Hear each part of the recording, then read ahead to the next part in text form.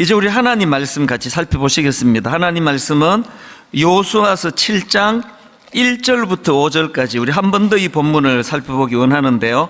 오늘도 다 자리에서 일어나셔서 여호수아서 7장 1절부터 5절까지 우리 한 절씩 교독해서 읽도록 하겠습니다. 7장 1절입니다. 이스라엘 자손들이 온전히 바친 물건으로 말미암아 범죄하였으니 이는 유다 지파 세라의 정손 삽디의 손자 갈미의 아들 아간이 온전히 바친 물건을 가졌음이라. 여호와께서 이스라엘 자손들에게 진노하시니라.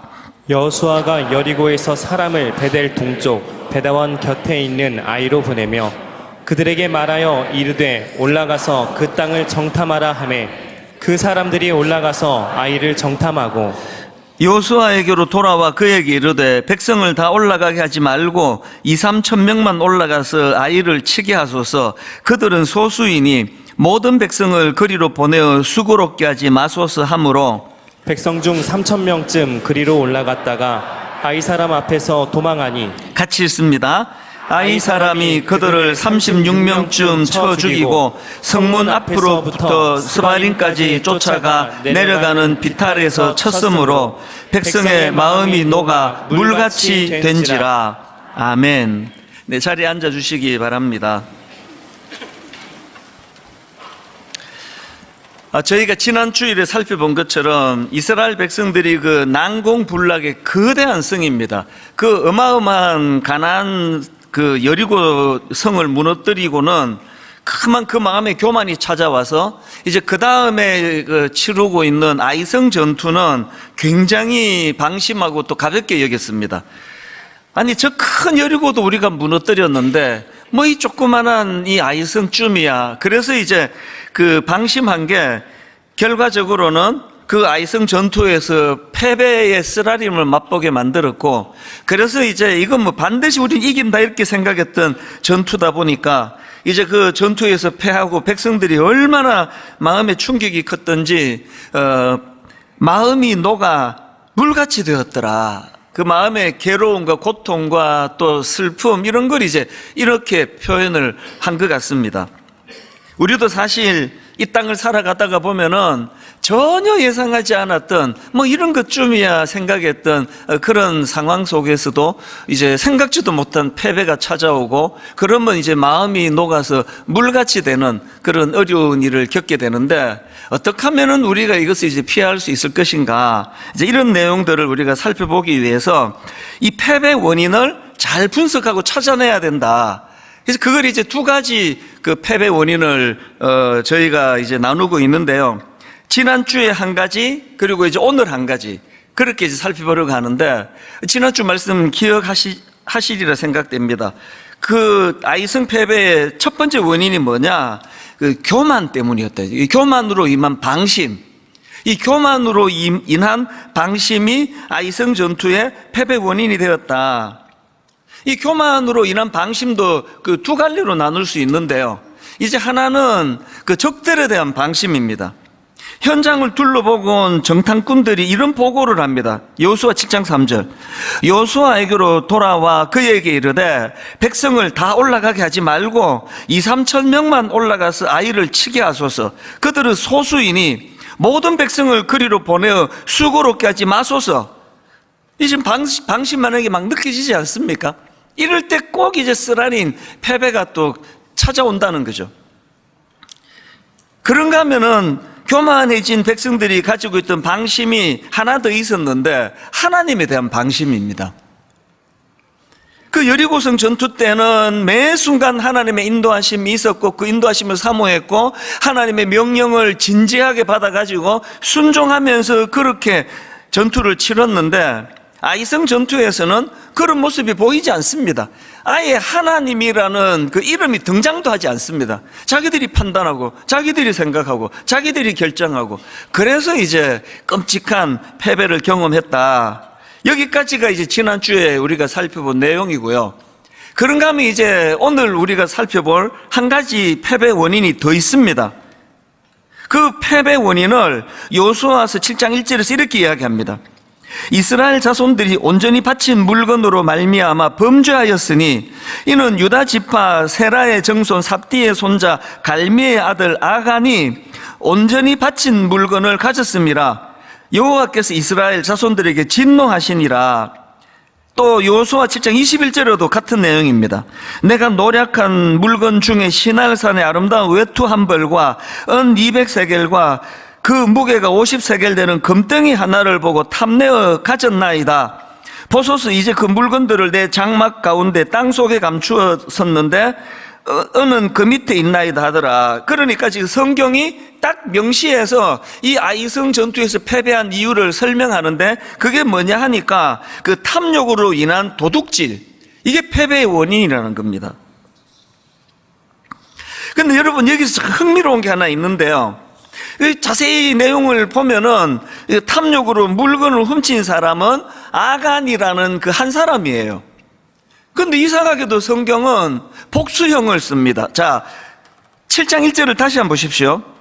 이스라엘 자손들이 복수형을 쓰고 있지 않습니까?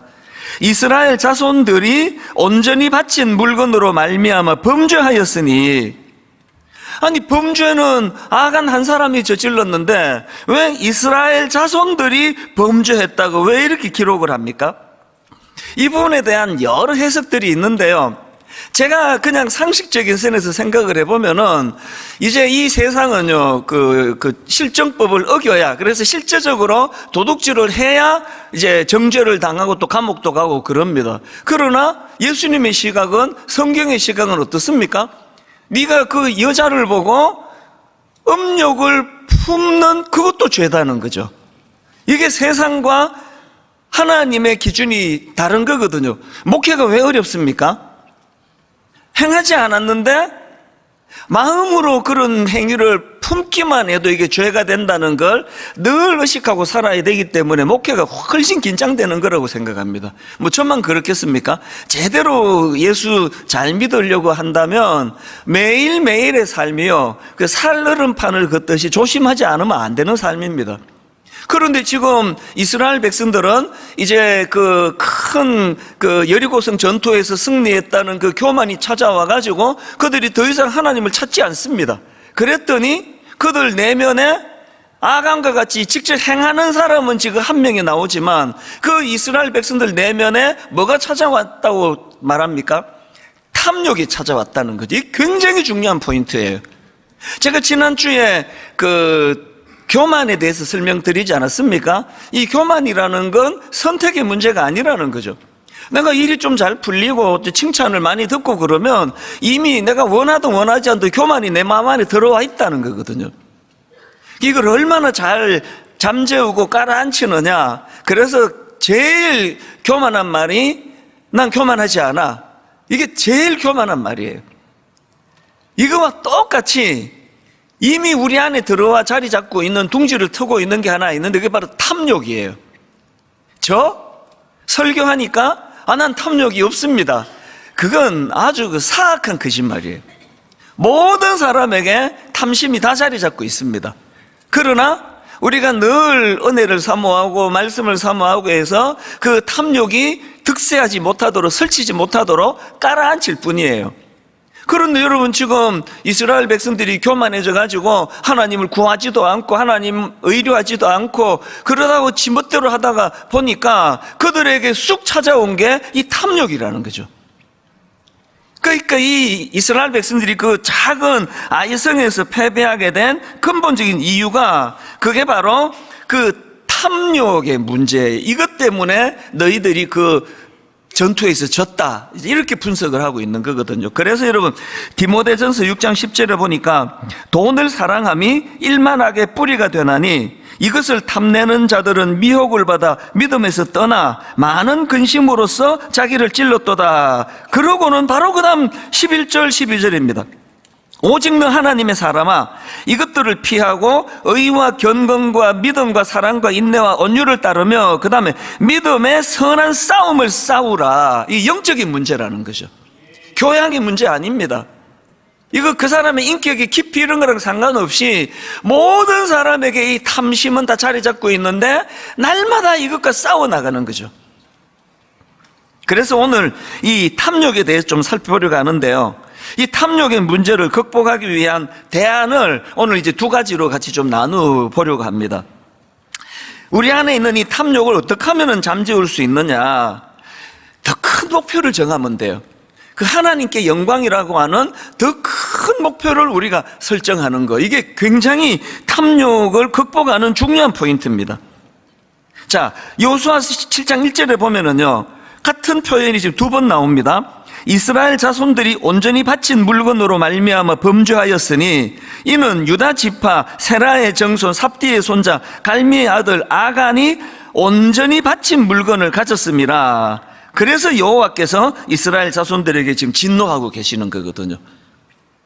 여기 보면은 지금 아간이 훔친 물건을 온전히 바친 물건이라고, 나중에 여러분 집에 가셔서 이 여호수아서 7장 한번 읽어보세요. 그러면 이 온전히 바친 물건이라는 표현이 막 수없이 반복이 돼요. 온전히 바친 물건.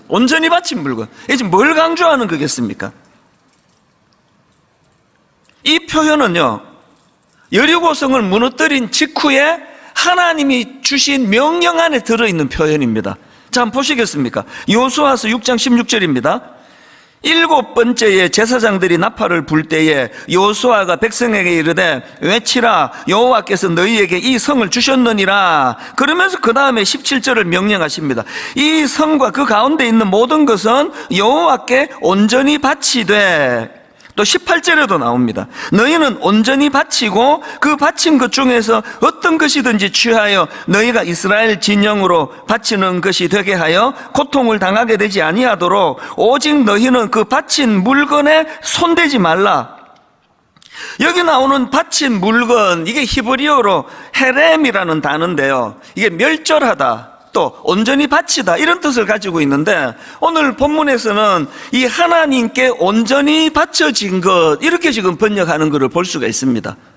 그러니까 지금 아간이 단순히 이제 절도, 그 다음에 물건 몇 가지를 훔쳤기 때문에 이런 엄청난 심판을 받은 게 아니고요, 아간과 그 백성들 마음속에서 일어나고 있는 그 끔찍한 탐욕의 문제는, 이거는 마땅히 하나님께 드려져야 되는 것들, 혹은 마땅히 이미 하나님께 드려진 것을 탐한 사건으로 하나님이 이것을 굉장히 크게 보신다는 거죠. 여러분, 하나님이 취하셔야 될 하나님의 영광을 가로채는 행위가 얼마나 이게 무서운 일이라는 거. 그래서 제가 그 교만해지지 않으려고 막 정말 몸부림을 많이 친다고 그랬잖아요. 막 길 가면서 막 저를 꾸짖기도 하고, 이게 다른 건 좀 약점이 좀 있어도요, 그거 천천히 고쳐 나가면 되는데, 우리 안에 이 교만이라는 놈이 들어오면은 이게 진짜 우리를 망하게 해요. 왜 그러냐 하니까 근본적으로 이 교만이 갖고 있는 속성은 자꾸 하나님 자리를 넘보는 속성이 있기 때문이에요. 아담과 하와가 선악과를 따먹을 때 왜 이게 엄청난 범죄가 되느냐고요. 왜 그랬습니까? 사단이 유혹할 때 네가 이거 따먹으면 네 눈이 밝아져 하나님처럼 될 것이다. 이게 마땅히 있어야 될 자기 자리를 떠나서 자기 자리를 이탈해서 하나님 자리를 넘보는 행위, 이게 선악과를 건든 행위라고 한다면 탐심도 마찬가지예요. 오늘 아간이 행한 탐심은 단순히 절도죄 이 정도가 아니라 이미 하나님께 바쳐진, 온전히 하나님께 바쳐진, 또 하나님께 드려진 것을 탐하고 그것을 가로챈 행위라는 거죠. 그래서 제가 이 교만이라는 거에 대한, 이놈에 대한 두려움도 크지만요, 항상 저는 이미 그런 짓을 많이 저지를 거예요. 하나님의 영광을 제가 가로채고자 하는 부지불식하는 이런 일들이 많이 일어날 것 같아요. 그래서 여러분, 할 수 있는 대로 그 목사님들한테는 그 칭찬을 많이 안 하는 게 좋아요. 할 수 있는 대로. 욕도 안 하면 더 좋고. 그래서 할 수 있는 대로 말씀에 은혜 받았습니다, 이런 얘기 안 하시는 게 좋아요. 그 말씀에 은혜 받은 걸 왜 나한테 하느냐고요. 하나님께 하세요. 그냥 할 수 있는 대로 목회자들한테는 칭찬을 좀 안 하시는 게 좋아요. 격려는 좀 필요하니까 아무 말 안 하고 그냥 밥만 사주세요. 밥만 사줘도 충분히 격려가 되니까. 자꾸만 목사님 대단하십니다, 말씀이 어떻게 이렇게 좋아요, 끊임없이 제가 멍멍 이러면서 살아야 되는 거거든요. 이만큼 이 하나님의 영광을 가로챈다는 건 이게 굉장히 심각한 문제라는 거죠.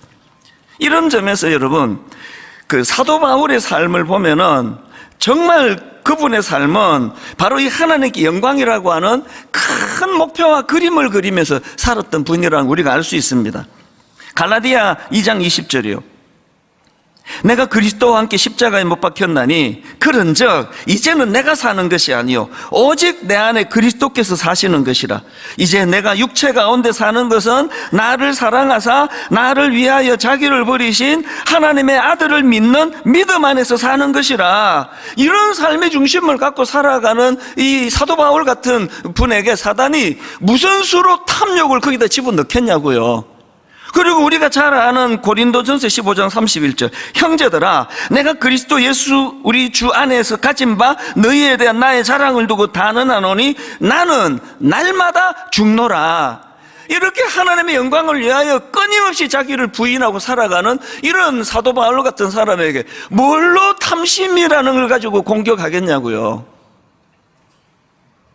그런데 중요한 건요, 여러분 지금 이런 사도 바울과 같은 삶을 산 사람하고요, 그리고 오늘 이 시대 온 주변에 지금 우리 현대인들을 딱 한마디로 표현하는 게 있다면 오늘 우리 현대인들은 극단적인 자기중심성 아닙니까? 온 우주가 자기를 중심으로 돌아가는 거로 생각하고 있는 이 극단적인 자기중심성. 근데 이거 어떻게 된 일입니까?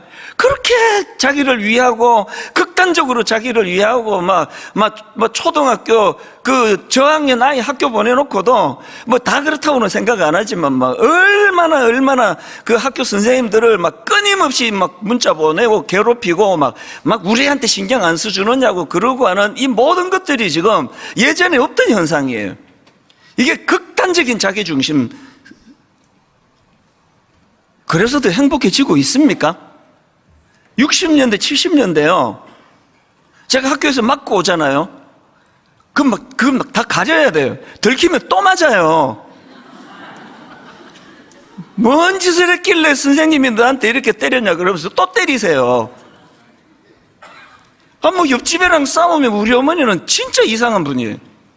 들어보지도 않고 네가 잘못해서 사과해라는 거예요. 얼마나 상처를 많이 받은지 몰라요.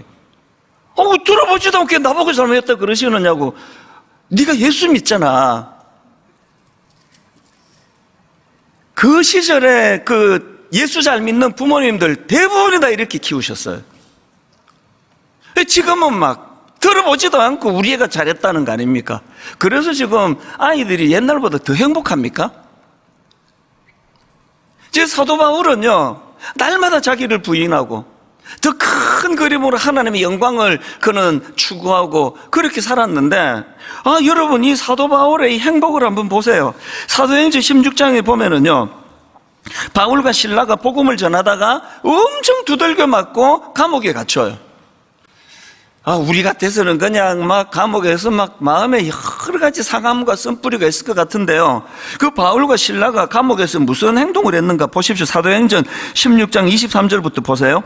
많이 친 후에 옥에 가두고 간수에게 명하여 든든히 지키라 하니 그가 이러한 명령을 받아 그들을 깊은 옥에 가두고 그 발을 착고에 든든히 채웠더니, 그 다음 25절 우리 같이 한번 읽어보시겠습니다. 시작. 한밤중에 바울과 실라가 기도하고 하나님을 찬송하며 죄수들이 듣더라. 그날 밤에 무슨 일이 일어났는지 여러분 아시죠? 사도행전 16장 33절에 보니까 그날 밤 그 시각에 간수가 그들을 데려다가 그 맞은 자리를 씻어주고, 그 다음 보세요. 자기와 그 온 가족이 다 세례를 받은 후 예수를 믿게 됐습니다.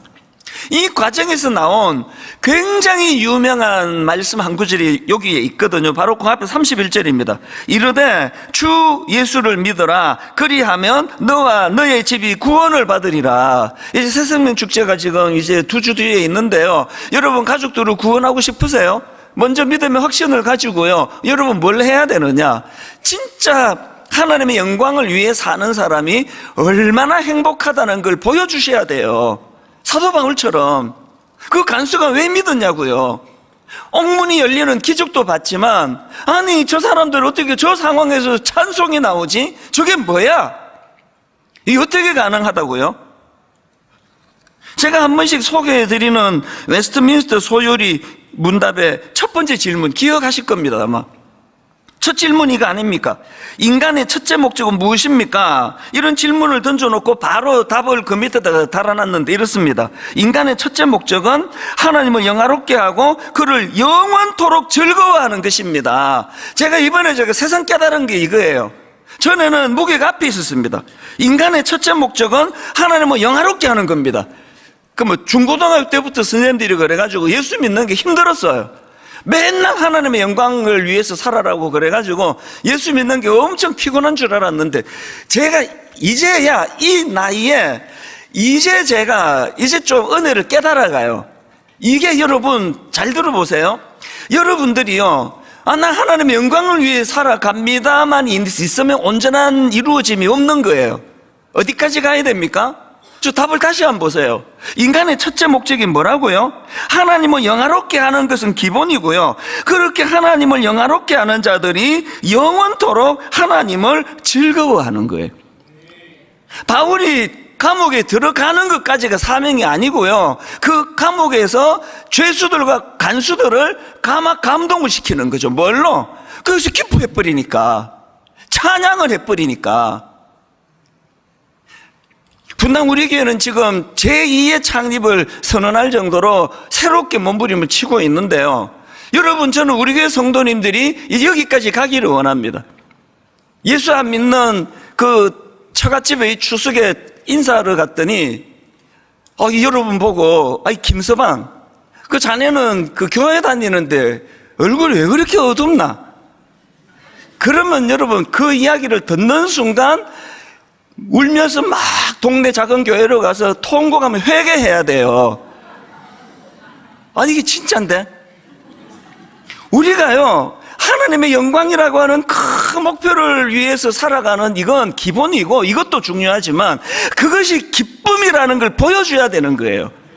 극단적인 자기중심적인 사회, 내가 털 것만큼이라도 손해를 보면 견딜 수 없어 하는 이런 시대 속에 사도 바울처럼 하나님의 영광을 위하여 나는 날마다 죽노라, 그러면서 맨날 그냥 날마다 죽는 우거지 상을 하고 맨날 근심에 가득하고, 왜 그렇게 얼굴이 무겁고 힘드나 그러면 우리 목사가 또 성경 읽어라 그랬다고 그러면서 괴로워하고, 이렇게 하면은 그게 어떻게 온전한 신앙이 있냐고요. 이번 새생명 축제를 위해서는 여러분 표정부터 달라져야 돼요. 근데 항상 느끼는데 우리 교회 성도님들이 이게 표정이 어두워요. 여러분이 이거 자기는 설교할 때 맨날 저렇게 인상 쓰면서 설교한다 그러는데 사실 이게 안 고쳐져요. 저도 하용조 목사님 밑에 부교육조로 갔으면 서울 말씨로 나긋나긋하게 이렇게 웃으면서 제가 설교를 배웠을 텐데, 우리 옥 목사님은 하여튼 무섭게 설교해가지고 그게 근육에다 배어가지고 저는 그게 안 돼요. 나는 안 돼도 여러분 하세요. 좀 말이 이상하지만 오늘 여러분, 이 극단적인 자기중심의 사회를 살아가는데 그것이 불면증을 가져오고, 그것이 우울증이 급증하게 만들고, 약으로도 해결이 안 되는 가슴 답답한 그런 우라통이 터지는 이런 시대 속에서 한번 목표를 더 높여보자고요. 하나님의 영광을 위하여, 사도 바울처럼. 그래서 사도 바울이 그가 참 입술로 고백하던 그 고백을 그분은 삶으로 살아냈잖아요. 그래서 내가 그리스도와 함께 십자가에 못 박혔나니 그런즉 이제는 내가 사는 것이 아니요 오직 내 안에 그리스도께서 사시는 것이라. 그래서 순종했더니 지금 그가 감옥에 들어갔단 말이죠. 극단적인 자기중심의 사회면 그날 바울이 분해갖고 잠을 못 잤을 거예요. 하나님 원망하다가 뜬 눈으로 밤을 보냈을 거예요. 근데 그는 하나님의 영광이라는 더 높은 단계의 목표가 있으니까 이게 대가시 부리구나, 세상에 갈등이 없는 인생이 되는 거거든요. 저와 여러분이요, 그 탐심의 문제를 가지고 막 애를 쓰고 몸부림치고 그렇게 해도 소용없습니다. 우리는 그 사단의 공격을 이길 수 없습니다. 탐심을 극복하려면 목표가 한 단계 더 높아지면 돼요. 그러니까 하나님의 영광을 위하여, 하나님의 영광을 위하여 이 꿈을 여러분들이 한번 꾸어보시면서 한번 실험해 보세요. 내가 나 자신을 위하며 살 때 그때 마음의 평안과 기쁨이 더 많았는가? 그래서 일만수도 파수 운동, 우리가 지난 10년 내내 한편으로는 너무 무겁고 또 무거운 사명이었지만 그 10년을 돌아보면은 요즘 내가 후배들한테 맨날 그런 고백을 해요.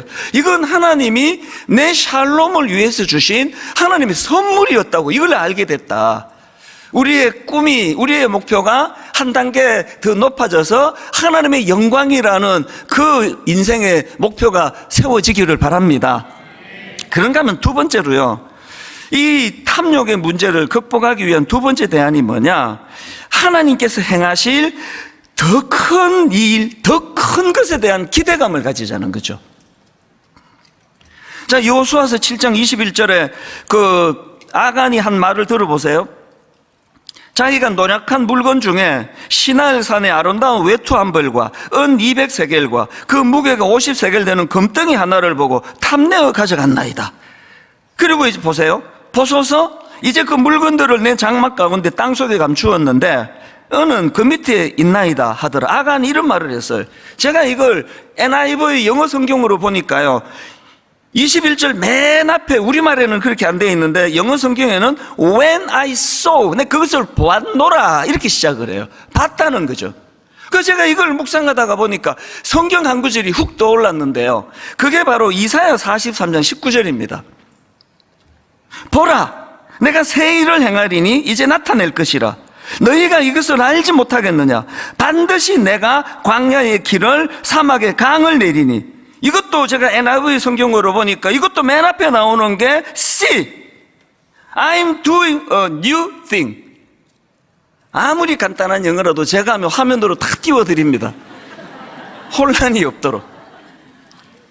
지금 하나님께서는 뭘 보라고 그러느냐고요. 하나님께서는 내가 새 일을 행하는데 그 새 일이 놀라워요. 어떤 새 일을 행합니까? 광야, 길이 없는 광야에 길을 내시는 새 일을 행하겠다는 거예요. 하나님이 새 일을 행하시는데 그 새 일이 어떤 일이냐고요? 사막에, 물이 메마른 사막에 강을 내게는 이 새 일을 행하겠다는 거예요. 하나님은 그걸 보라는 거거든요. 아간은 지금 뭘 봤습니까? When I saw, 그가 본 건 이거 한번 보세요. 그 노력한 물건, 기껏 그 시날산의 아름다운 외투 한 벌, 이게 뭐 요새로 치면은 뭐 명품인가 보죠. 시날산의 아름다운 외투 한 벌, 은 200세겔, 무게가 50세겔 되는 금덩이 하나. 제가요, 귀찮아가지고 이게 우리 시세라면 얼마쯤 되는 거 조사도 안 했어요. 그 귀찮아가지고 안 했다니까요. 그 조사하면 뭐 하느냐고요. 이게 막 아무리 고가라 한들 지금 하나님이 그 이스라엘 백성들에게 주시고자 하는 그 꿈이 뭐였냐고요. 하나님이 보기를 원했던 거 여호수아 3장 5절 이번 특세 때 수없이 반복했잖아요. 뭘 하나님 원하십니까? 여호수아가 또 백성에게 이르되 너희는 자신을 성결하게 하라. 여호와께서 내일 너희 가운데 기이한 일들을 행하시리라. 그 일환으로 보여준 게 여리고성을 무너뜨리는 거 아니었냐고. 이걸 교만의 도구로 쓰라고 한 게 아니라 이제 얘들아, 너희들이 이제 경험하게 될 기이한 일들의 시작이 여리고성을 무너뜨리는 거였어.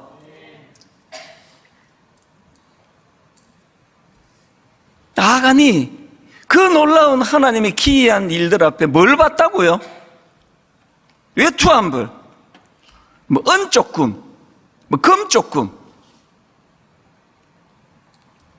여러분이 시선이 지금 어디에 있고, 여러분이 그 몰입이 중요하다 그러는데 여러분 뭐에 그렇게 몰입하고 계세요? 지난 금요일 날 우리 집에 진짜 기이한 일이 일어났습니다. 그 추석 연휴 그 첫날인데요, 우리 집에 이제 강아지를 키우잖아요. 강아지 이름이 희락이에요. 난 기쁨을 원해요. 그래서 아침에 일어나면 난 희락이를 불러요. 희락아 이리 와. 그 개가 오든지 진짜 희락이 오든지 둘 중에 하나는 옵니다. 아침에 일어나면 기쁨이 확 밀려와요, 저한테. 이 이름이 희락이거든요. 얘는요, 우리 5식구 중에 걔 눈의 주인은 제 안에 한 사람밖에 없어요. 제 안에만 있으면 이게 아마 무리 동물의 특징인 것 같아요. 우리를 인간 취급도 안 해요. 불러도 오지도 않아요. 이 또 토이푸들은 머리가 좋아가지고요, 지가 무시하는 사람은 부르는데 접수를 안 해줘요. 접수를. 이거 완전 개 짖는 소리를 알아. 얘가 지는 사람이고. 그 막 제 아내가 없으면 막 분리불안이에요. 그리고요, 어디서 뭘 하고 있든지 간에 제 아내가 부르면 바로 달려와요. 제가 부르면 콧배기도 안 껴요. 근데 지난 금요일 날 놀라운 일이 벌어졌어요. 걔가 없어진 거예요. 제 아내가요, 막 방방이 다니면서 뭐 히라가 막 다 찾아도 걔가 없어졌어요. 아니 뭐 우리가 무슨 뭐 대궐 같은 집도 아닌데 그 걔가 없어졌어요. 진짜 아무데도 없어요. 한 10분 이상 찾은 것 같아요. 없어요. 한 번씩 얘가 신음 소리는 들리거든요. 끙끙끙끙 막 괴로워하는 소리는 들리는데 걔가 없어요. 그러다가 제가 찾았습니다. 커튼을 쳐가지고 침침한 그 방에 얘가 있었는데 게다가 또 얘는 또 색깔이 검정색이에요. 그래서 밤에는 못 찾아요, 얘를. 얘가 이제 요 침대 그 창 쪽으로, 벽 쪽으로 조금 틈이 나 있는 그 사이에 얘가 좋아하는 놀이하는 공이 빠진 거예요, 거기에. 그러니까 이 조그만한 토이 푸들이요, 침대 그 보물 한 3분의 2 정도는 들어가 있고요. 얼마나 그 공에 몰입을 하는지 제 아내가 불러도 안 들리는 거예요. 아무리 불러, 10분 이상 불렀는데. 그래서 제가 그 공을, 이거구나, 막 저도 너무 기뻤어요. 이것 때문이구나. 그래서 그 공이요, 막 하도 물어가지고 막 이게 너덜너덜하고 그런 공인데, 공을 찾으니까 얘가 좋아가지고 꼬리가 빠지듯이 흔들더라고요. 그리고 이걸 이렇게 던져주니까 막, 확 까가지고 그 공을 물고는 막 얼마나 행복하게, 그렇게 하고는 이제 침대에 올라갔어요. 그리고 저는 이제 또 뭐, 제 일 보고 한 3, 4분 지났을까요? 얘가 뭐 얼마나 그 공 갖고 행복한가 가봤더니 놀라운 일이 벌어졌습니다. 공을 집어 던져놓고 딴 거 갖고 놀더라고요. 그렇게 그 공에게 몰입하고 그 자기가 좋아하는 제 아내가 부르는 소리도 안 들릴 정도로 그렇게 몰입하고 막 신음소리를 내가 끙끙거리면서 그렇게 갈구했던 그 놀이공인데 자기 입에 딱 들어오고 나서 한 3, 4분 놀고 그 다음에는 안 봐요. 제가 그날요, 하나님이 제게 주신 메시지가 이런 말로 다 못해요. 참 이 예화가 빈약한 저를 아시고 주님께서 우리 강아지를 동원하셔가지고 이게 우리 아닙니까? 여러분 뭐에 그렇게 목마르세요? 막 집 한 채 장만하는 거 막 모든 걸 거기다 투입하고 다 해가지고 한 40년 전에 아파트 하나 샀어요. 여러분 그 한 40년 지난 지금도 들어가면서 눈물이 나고 내가 어떻게 이런 집을 정말 얻게 됐지 그러고 자다가도 막 눈물이 나고 그러시나요? 우리 강아지랑 정상이 좀 비슷하지 않으세요? 우리가 목마름이라는 게 다 이런 거예요. 주인은 지금 자기를 진짜 위해가지고 추석을 맞이해가지고 지금부터 이제 지어낸 말입니다. 얘한테 그냥 삼겹살을 구워가지고 그렇게 얘를 먹이려고 부르고 있는데 얘는 이제 그 침대 밑에 있는 공 거기에 모든 게 빠져가지고 그 부르는 소리도 안 들린다 그러잖아요. 여러분 걸핏하면 하나님 안 보이고 안 들리고 그런다 그러잖아요. 얼마나 그 세상에 몰입해 있기 때문에 그런 거 아닙니까? 우리가요 하나님 앞에서 그래서 그 골로새서 3장 2절에 보면은 위의 것을 생각하고 땅의 것을 생각하지 마라.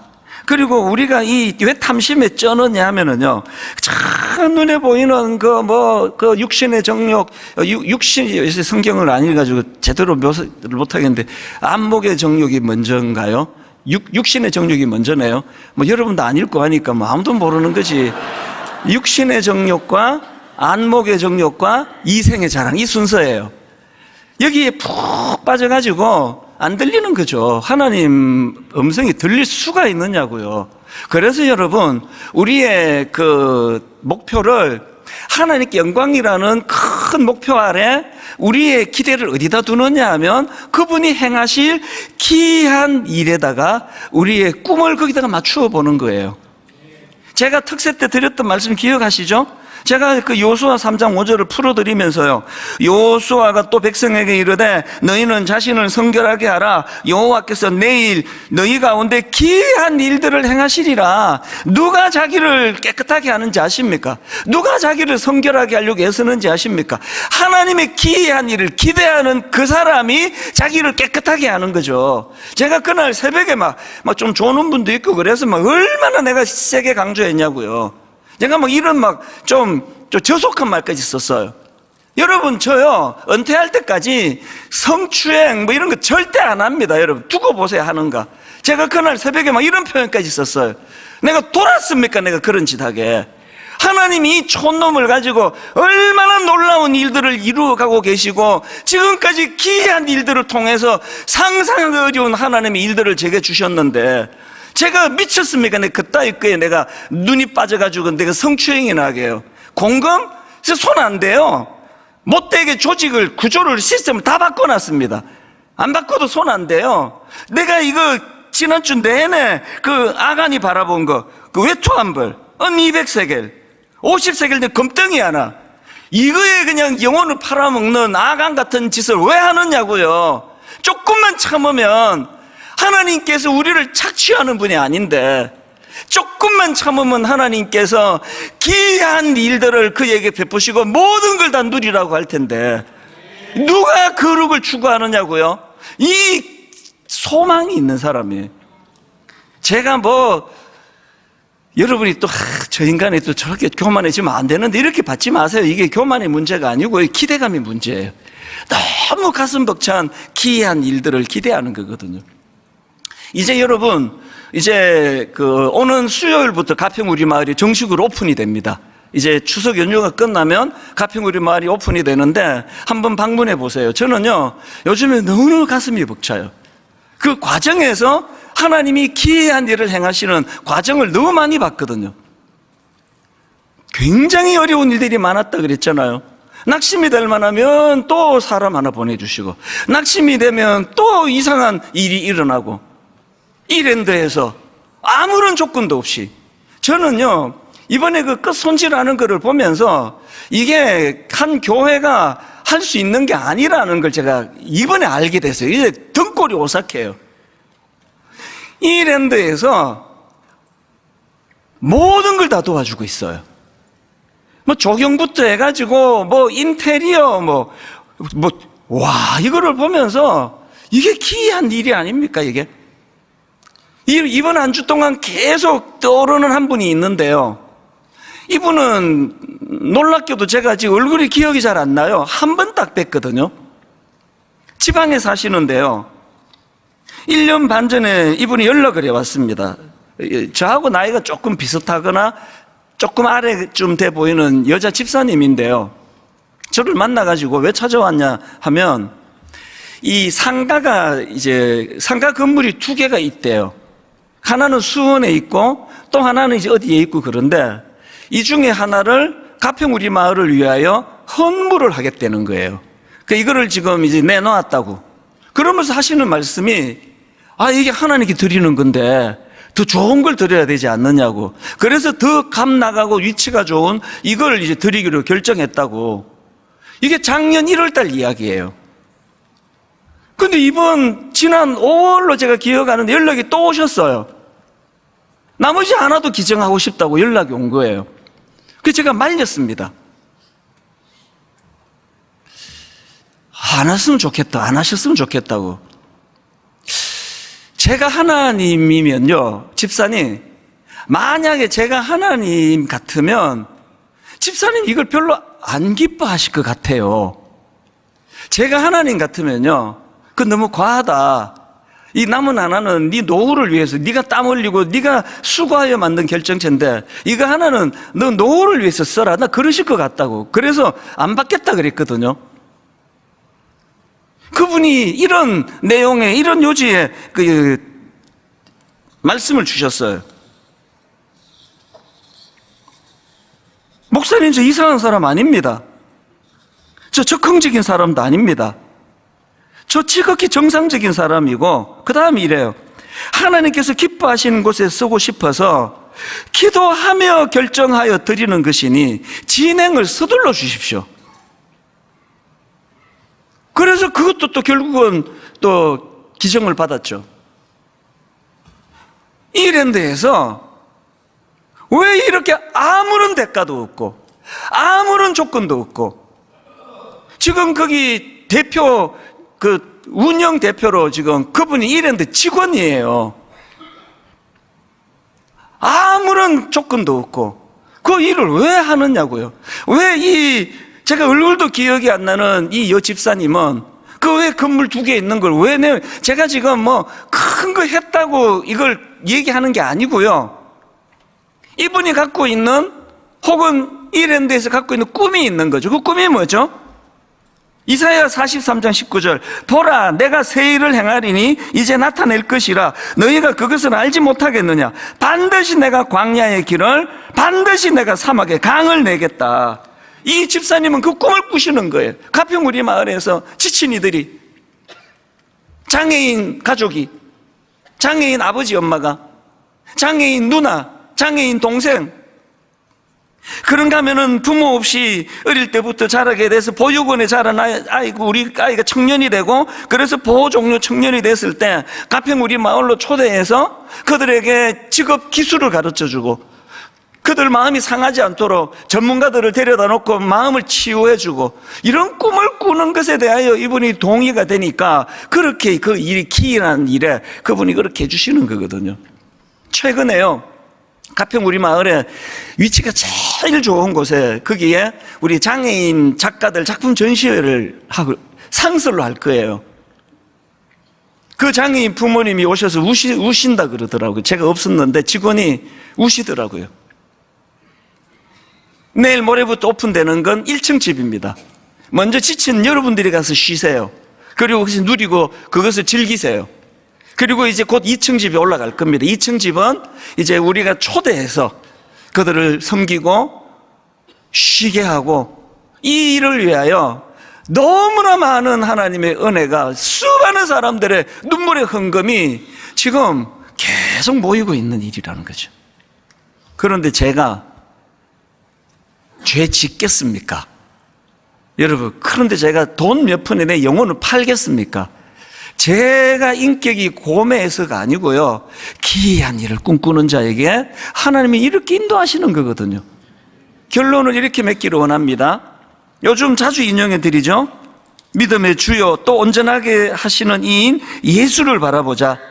그는 그 앞에 있는 기쁨을 위하여 십자가를 참으사. 주님이 보여주시는 본이 이거예요. 큰 꿈을 갖고 계시고 그 꿈을 향하여 마태복음 4장에서 사단이 밀가부르듯 주님을 유혹하는 그런 상황에서도 요동하지 않으시는, 그리고는 뚜벅뚜벅 십자가를 향하여 가시는 주님의 본을 우리에게 보여주시기 때문에 우리가, 여러분, 하나님의 영광이라는 큰 목표를 가지고, 그리고 우리 삶 속에서 우리가 참 기이한 일을 행하실 하나님을 기대하면서 그렇게 가슴 벅찬, 그리고 거룩하고 성결된 삶을 추구하는 믿음의 성도님들 되시기 바랍니다.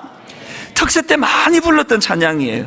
보라 너희는 두려워 말고, 보라, 누구를 보라 그럽니까? 너희를 인도한 나를 보라, 너희는 지치지 말고, 보라 너희를 구원한 나를. 그 다음 가사를 보세요. 너희를 치던 적은 어디 있느냐, 너희를 억누르던 원수는 어디 있느냐. 적이 없어졌고 원수가 사라진 게 아니고요, 이 노래를 부르는 사람들의 시선이 옮겨진 거예요.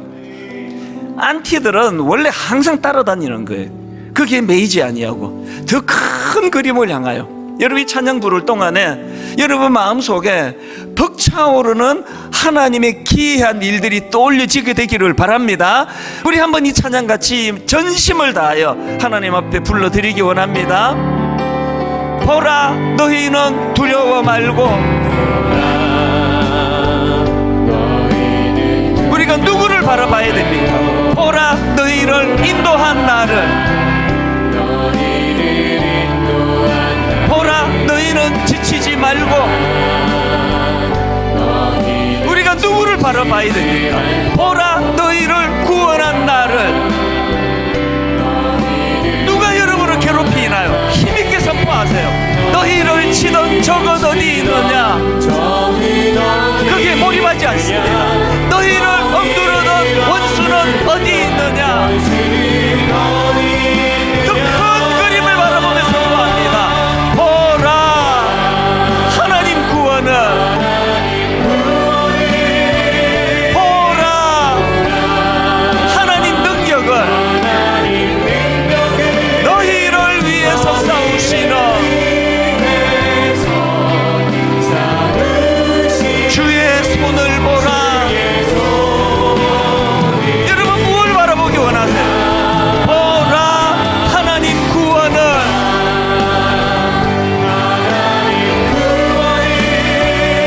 보라, 하나님 능력은 너희를 위해서 싸우시는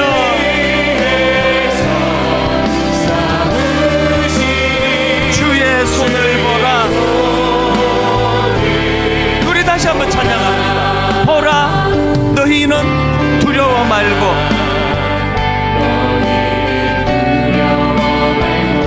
보라, 너희를 인도한 나를, 보라, 너희는 지치지 말고, 보라, 너희를 구원한 나를.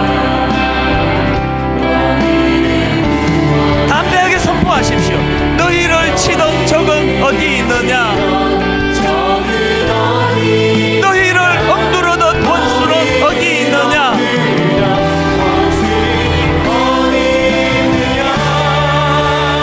보라, 하나님 구원은, 보라, 하나님 능력을 너희를 위해서 싸우시는 주의 손을 보라.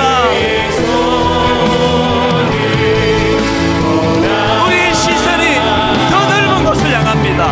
보라, 하나님 구원은, 우리의 시선이 보라, 하나님 능력은 너희를 위해서 싸우시는 주의 손을 보라. 주의 영광 이곳에 가득해. 하나님의 영광을 바라보아야 됩니다. 우리 손에 주님과 함께 어떤 상황에서도 찬양하며 우리는 전진하리. 모든 열방 주 볼 때까지. 우리 다 자리에서 일어나셔서 힘을 얻어서 구합니다. 주의 영광 이곳에 가득해. 우린 선에 주님과 함께 찬양하며 우리는 전진하리. 모든 열방 주 볼 때까지. 주의 능력 이곳에 가득해.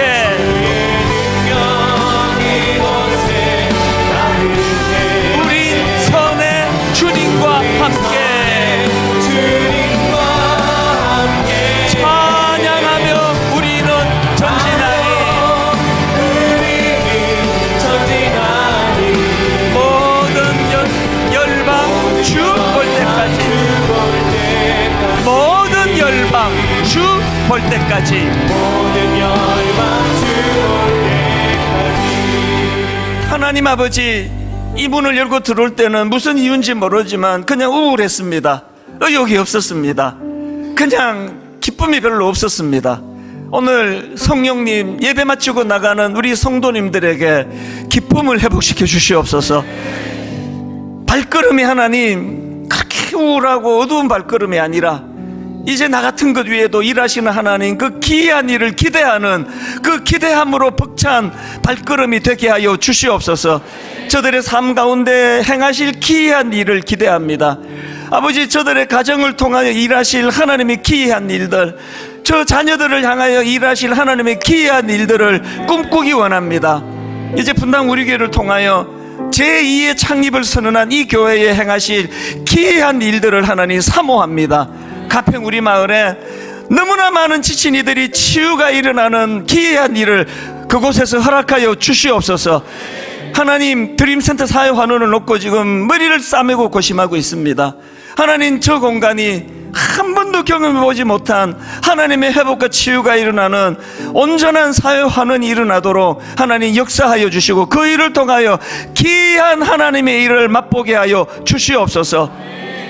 이번 한 주간 우리들 마음속에 나 자신을 보면서 아프고 우울하고 끊임없이 나를 괴롭히는 것들을 향하여 집중해 있는 우리의 시선이 이제는 하나님을 향하여 옮겨가도록 도와주셔서, 하나님, 저희 집 강아지가 그랬던 것처럼 3분만 지나면 잊혀질 거기에 온 세포가 그것을 몰입하여 주인이 부르는 소리도 들리지 않을 정도로 집중했지만, 정작 그것을 손에 얻고는 몇 분 만에 그 관심이 사라지는 그런 초라한 인생이 아니라 영원을 사모하고 영원을 바라보고 영원히 가치가 있는 것을 꿈꾸는 믿음의 성도님들 되게 하여 주시옵소서. 우리 주 예수 그리스도의 은혜와 하나님 아버지의 다함없는 사랑과 성령님의 감동, 감화, 위로교통 충만하심의 역사가 기이한 일을 행하실 하나님을 바라보며 큰 그림을 그리며 인생을 영위해 가기로 다짐하며 예배하는 모든 주의 자녀들 머리 위에 지금부터 영원토록 함께 하시기를 간절히 축원하옵나이다. 아멘. 매일 365 새벽 기도로 은혜를 전하며 세상을 향한 희망의 종소리를 울리고 saw God and then brought a dead bird back to life. No, I didn't. God. 기적을 믿는 소녀로 한국 교회의 믿음을 회복시킨 굿TV. 이 모든 것이 성도님들의 기도와 후원 덕분이었습니다. 다시 복음으로 새롭게 하기 위한 굿TV의 선교 사역을 위해 복음 스튜디오의 등불을 밝혀주세요.